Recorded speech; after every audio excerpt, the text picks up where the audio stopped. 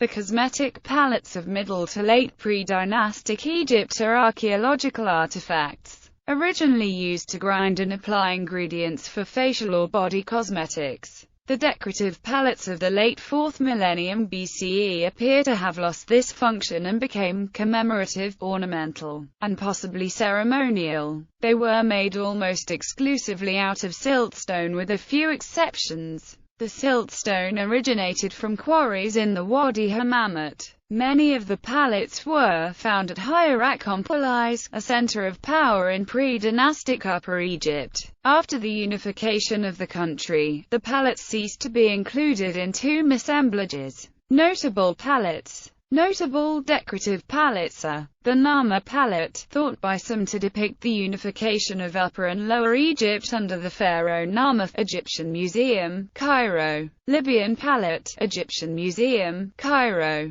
The Dogs palette, displaying African wild dogs, giraffes, and other quadrupeds, Louvre. The Battlefield palette, British Museum and Ashmolean Museum. The Bulls palette, showing a bull, representing the king, goring his enemies. The Hunters palette, British Museum and Louvre. Even undecorated palettes were often given pleasing shapes, such as the zoomorphic palettes, which included turtles and, very commonly, fish. The fish zoomorphic palette often had an upper centrally formed hole, presumably for suspension, and thus display. The Near East stone palettes are from Canaan, Bactria, and Gandhara. History of Egyptian palettes. Siltstone was first utilized for cosmetic palettes by the Badarian culture. The first palettes used in the Badarian period and in Naqada the first were usually plain, rhomboidal or rectangular in shape, without any further decoration. It is in the Naqada the second period in which the zoomorphic palette is most common. On these examples there is more focus on symbolism and display, rather than a purely functional object for grinding pigments. The importance of symbolism eventually outweighs the functional aspect with the more elite examples found in the Naqada the third period.